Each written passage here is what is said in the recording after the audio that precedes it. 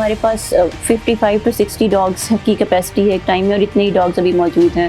13 ڈنکیز ہیں ہمارے، اور کیٹس ہیں بہت ساری. پاکستان میں ابھی بھی ایلین کانسیپٹ ہے، تو اتنا زیادہ لوگ نہ تو اپریشیٹ کرتے ہیں نہ ایکسیپٹ کرتے ہیں. اڈاپشن ریٹ 0.4% سے 0.6% ہے صرف. اگر ہم اس کے ساتھ اس طرح کی شرائط بھی ایڈ کر دیں گے نا کہ آپ ہمیں کچھ اماؤنٹ سیکیورٹی رکھوائیں یا ہم آپ سے کچھ چارج کریں گے، تو جتنا تھوڑا بہت رجحان ہے نا لوگوں کا اڈاپشن پہ، وہ بھی ختم ہو جائے گا. میرے پاس 2 پپیز تھے سفید رنگ کے، اور میں نے وہ اڈاپٹ کرائے.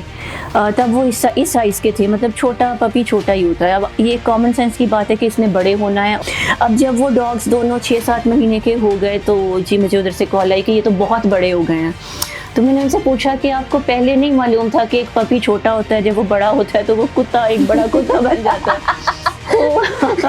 تو انہوں نے مجھے کہا کہ یہ تو بہت زیادہ بڑے ہو گئے ہیں، تو اب ان کو آپ واپس لے لیں. لوگوں نے بالکل بہت باتیں کی. لوگوں نے یہ بھی کہا کہ یہاں پر تو انسان بھوکے مر رہے ہیں، یہاں پہ بچے جو ہیں وہ بھوکے ہیں، ان کے لیے آپ کھانے کا انتظام کرو یا غریبوں کی مدد کرو. تو ہرڈلز تو اس طرح کے بہت زیادہ آئے.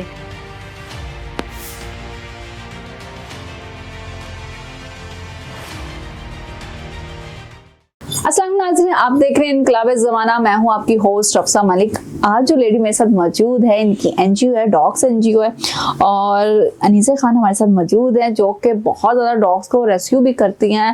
ان سے جانیں کہ ان کی لائف کیسے گزرتی ہے اور کیسے ریسکیو کرتی ہیں. اتنا مشکل ہے فیملی کو بھی ٹائم دینا. السلام علیکم. وعلیکم السلام. میں ٹھیک ٹھاک، اللہ کا شکر. مجھے یہ بتائیں کہ این جی او کب سے چلا رہی ہیں اور یہ کیا نام ہے، اس کا نام کے پیچھے کیا ہسٹری ہے؟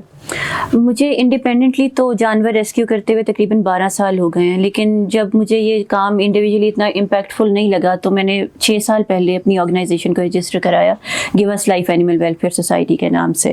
تو اس کے انڈر ہم لوگ ڈاگس کو ہی نہیں، صرف جتنے بھی جانور ہیں اگر وہ انجرڈ ہوں یا پھر ان کو کوئی ڈیزیز ہو تو ان کو ہم ریسکیو کرتے ہیں، ریہیبلیٹیٹ کر کے کوشش کرتے ہیں کہ اڈاپٹ کرا دیں. اڈاپٹ اگر نہ ہو سکیں تو پھر ہم ان کو دوبارہ ان کے نیچرل انوائرمنٹ میں ریلیز کر دیتے ہیں. تو یہی ہمارا طریقہ کار.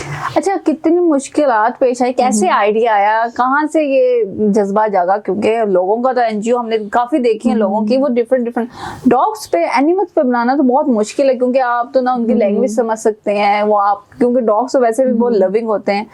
آپ کو کہاں سے آئیڈیا آیا، کیسے آپ نے اس کو شروع کیا؟ میں نے اصل میں اپنے گھر میں ہی نا اپنے والدین سے بچپن سے ہی کمپیشن دیکھا تھا بہت زیادہ. میری ماما بھی ریسکیو کرتی تھی جانوروں کو، تو پھر گریجولی جب میں خود اس قابل ہوئی تو پھر میں نے بھی انڈیپینڈنٹلی ایک ریسکیو کرنا شروع کیا. لیکن انڈیویجول لیول پہ جب آپ کوئی کام کرتے ہیں نا تو وہ اتنا امپیکٹفل نہیں ہوتا جب تک آپ اس کو لارجر لیول پہ نہ کریں. تو جتنا آپ لارجر لیول پہ کریں اتنا لارجر امپیکٹ ہوتا ہے. اور جانوروں کے لیے این جی او، جانوروں کے لیے نا ایک آپ کے اندر ہی آپ کے دل میں ایک کمپیشن ہوتا ہے تو آپ کام کر سکتے ہیں. لوگوں نے بہت ساری این جی اوز بنائی ہوئی ہیں، کچھ این جی اوز ایسے بھی ہیں جو صرف فنڈس کلیکٹ کرتی ہیں اور آن گراؤنڈ کوئی کام نہیں ہوتا ہے. اچھا انیسہ، مجھے یہ بتائیں کہ این جی او آپ نے بنائی ہے کہ صرف ڈاگس پر ہے یا اس میں اور بھی اینیملس آپ نے رکھے ہیں؟ ہم صرف ڈاگس کو نہیں ریسکیو کرتے، کوئی بھی جانور جو انجرڈ ہو یا اس کو کوئی بیماری ہو یا پھر اس کو کوئی لائف تھریٹ ہو، سڑک پہ اگر کوئی اس کو جان کا خطرہ ہو، جیسے ڈاگس کو لوگ ناپسند کرتے ہیں، تو اس طرح کے جانوروں کو ہم ریسکیو کرتے ہیں اور ان کو ریہیبلیٹیٹ کرتے ہیں. اور جب وہ صحیح ہو جاتے ہیں تو ہماری کوشش پہلے یہ ہوتی ہے کہ ان کو اڈاپٹ کرا دیں. لیکن کیونکہ اڈاپشن ریٹ بہت کم ہے، 0.4% اڈاپشن ریٹ ہے صرف پاکستان میں، تو ہم ان کو ریلیز کر دیتے ہیں نیچرل انوائرمنٹ میں. اچھا، یہ آئیڈیا کہاں سے آیا این جی او بنانے کا؟ اور لوگوں بڑا ہرڈلس نہیں آئے، لوگوں نے باتیں نہیں کی آپ کو؟ لوگوں نے بالکل بہت باتیں کی. لوگوں نے یہ بھی کہا کہ یہاں پر تو انسان بھوکے مر رہے ہیں، یہاں پہ بچے جو ہیں وہ بھوکے ہیں، ان کے لیے آپ کھانے کا انتظام کرو یا غریبوں کی مدد کرو. تو ہرڈلس تو اس طرح کے بہت زیادہ آئے. لیکن ہر انسان کو اللہ تعالیٰ نے ایک اپنی رسپانسبلٹی دے کر بھیجا ہے. کچھ لوگوں کی رسپانسبلٹی ہے کہ وہ چائلڈ لیبر پہ کام کریں، کچھ کی رسپانسبلٹی ہے کہ وہ عورتوں کے حقوق پہ کام کریں. اسی طرح سے اللہ نے ہمیں رسپانسبلٹی دی ہے کہ ہم جانوروں کے لیے کام کریں، اور اس کام کے لیے اللہ خود آپ کے دل میں کمپیشن اور محبت پیدا کرتا ہے. تو اور آپ نے زیادہ تر دیکھا ہوگا کہ زیادہ تر خواتین ہی اس فیلڈ میں ہیں، کیونکہ خواتین کے اندر ایک مدرلی فیلنگ ہوتی ہے، اور اس طرح کی فیلنگ جیسے وہ اپنے بچوں کے ساتھ محبت کرتی ہیں اسی طرح سے پھر وہ جانوروں کے ساتھ کرتی ہیں. اور زیادہ تر اینیمل ویلفیئر کا ورک آپ کو جینوئن ہی ملے گا. ایسی آرگنائزیشنز نہیں ملیں گی جو کوئی فراڈ کر رہی ہوں یا صرف فنڈز کلیکٹ کر رہی ہوں. और ऑन ग्राउंड कोई काम ना हो। अच्छा, मैंने पूछना है कि आप सिर्फ स्ट्रीट डॉग्स को ही रेस्क्यू करती हैं या लोगों के पास कैसे डॉग्स होते हैं ओल्ड एज हो जाते हैं तो लोग उनको मार देते हैं, या उनको भी रेस्क्यू करती हैं? हम खुद तो नहीं करते, लेकिन लोग हमें ज़रूर अप्रोच करते हैं कि अब ये डॉग जो है हमारे पास ये बहुत बूढ़ा हो गया है, या फिर ये बहुत बीमार हो गया है, हम इसकी केयर नहीं कर सक रहे हैं, या फिर ऐसा होता है कि कुछ लोग खुद ही निकाल देते हैं, तो फिर उस टाइम पे हम उसको रेस्क्यू कर लेते हैं। ये तो बात डॉग्स की हो गई, लेकिन अब जैसे वर्किंग एनिमल्स हैं, जैसे जिनमें एक्वाइन्स हो गए, घोड़े, गधे और खच्चर। अच्छा। अब वो चूंकि उसका जो उनका मालिक होता है वो गरीब होता है और वो उसका इलाज मुआवजा अफोर्ड नहीं कर सकता, तो ज़्यादातर वो जब गधे बूढ़े हो जाते हैं या उनको कोई इंजरी हो जाती है तो वो उनको निकाल देते हैं बाहर, उनका इलाज नहीं कराते, तो फिर वो सड़कों पे फिर रहे होते हैं। उस तरह के गधे भी हम लोग रेस्क्यू कर लेते हैं, और हमने पिछले 2 साल में मोर देन 40 जो गधे हैं वो रेस्क्यू किए हैं, लेकिन सब जो हैं वो रिहेबिलिटेट नहीं हो सके, बच नहीं सके, तो इस वक्त शेल्टर पे हमारे पास 14 गधे मौजूद हैं। अच्छा, आपकी टीम इनको कैसे रेस्क्यू करती है? मेन की टीम इनको किस तरह देखती है? कितने आपकी टीम में कितने डॉक्टर्स शामिल हैं, वो भी हमें बताएं। मेरे पास टोटल 3 डॉक्टर्स हैं और अच्छे वेल क्वालिफाइड हैं। एक ने PhD कंप्लीट कर ली है और एक PhD कर रही हैं, और एक MPhil उन्होंने किया। एक हमारे फील्ड इंचार्ज हैं जो फील्ड को मैनेज करते हैं, और 2 लोगों की हमारी और टीम है जो असिस्ट करते हैं। हमारी बेसिकली जो कोलैबोरेशन है इनफॉर्मल, वो गवर्नमेंट के साथ ही है। अच्छा। गवर्नमेंट को सपोर्ट करते हैं अपनी टीम से और रिसोर्सेज से। मतलब अगर हमने जैसे अभी हमारे पास 55 डॉग्स हैं, तो उनका खाना भी हम देखते हैं, उनकी मेडिकेशन, उनका जो TNVR का प्रोसीजर है वो भी हम लोग देखते हैं। अच्छा, इसकी वैक्सीनेशन जो होती है, डॉग्स की वैक्सीनेशन होती है, कैट्स की वैक्सीनेशन होती है, तो उनके एक्सपेंस कैसे आप उसको करती हैं, उसको कैसे लुक आफ्टर करती हैं? आपके पास कितने डॉग्स हैं अभी तक टोटल? अभी एक तो हम लोग 3 लोकेशन से फिलहाल ऑपरेट कर रहे हैं। एक तो यहाँ पर हम शेल्टर अपना डेवलप कर रहे हैं, वहाँ पे वो हमारी 2 कनाल की जगह है। अच्छा। वो अभी अंडर प्रोसेस है। इसके अलावा जो गवर्नमेंट के साथ कोलैबोरेशन है उसमें हमारे पास 55 to 60 डॉग्स की कैपेसिटी है एक टाइम में, और इतने ही डॉग्स अभी मौजूद हैं। 13 डंकीज हैं हमारे, और कैट्स हैं बहुत सारी। हमने जो लोगों ने डिसोन की हैं वो हमने अपने बाहर जो सहन होता है उसमें छोड़ ली हैं, तो वो 30 के करीब वो कैट्स हैं। बाकी जो रेस्क्यूड और इंजर्ड हैं कैट्स, वो तकरीबन हमारे पास 20 to 25 की कैपेसिटी है, और इतनी अभी हमारे पास उधर मौजूद है। अच्छा, लोग आपके पास राब्ता करते हैं? अगर फॉर एग्जांपल हमारी ऑडियंस में से आपसे कोई राब्ता करता है अडॉप्शन के लिए, तो आपके पास स्ट्रीट डॉग्स हैं या दूसरे भी हैं? हमारे पास ज़्यादातर स्ट्रीट डॉग्स ही हैं, लेकिन बहुत से रेयर केसेस होते हैं किसी ने अपना प्योर ब्रीड डिसोन कर दिया, या वो बीमार हो गया, या उसकी टांग टूट गई, क्योंकि लोग बहुत ज़्यादा ना क्या बोलते हैं स्टेटस कॉन्शियस है ना, और बहुत ज़्यादा रिस्पॉन्सिबल भी नहीं है।